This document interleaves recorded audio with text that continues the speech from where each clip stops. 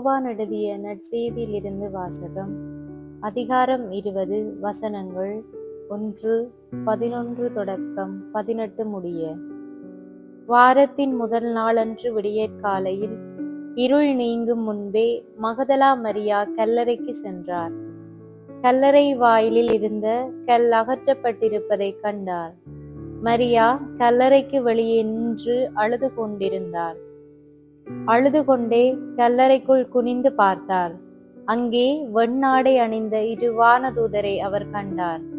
இயேசுவின் உடலை வைத்திருந்த இடத்தில் ஒருவர் தலை மாட்டிலும் மற்றவர் கால் மாட்டிலுமாக அவர்கள் அமர்ந்திருந்தார்கள்.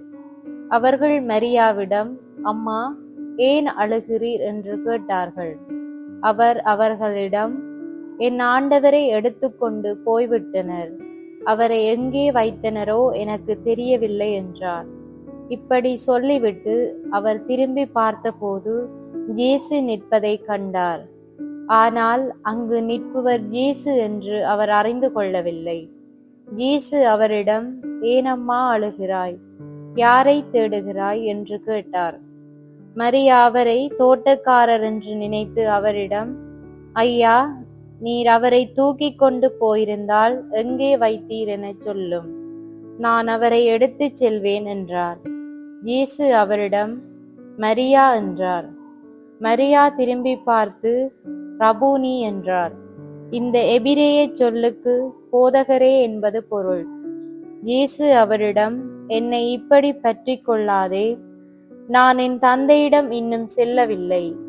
நீ என் சகோதரர்களிடம் சென்று அவர்களிடம், என் தந்தையும் உங்கள் தந்தையும் என் கடவுளும் உங்கள் கடவுளுமானவரிடம் செல்லவிருக்கிறேன் என சொல் என்றார்.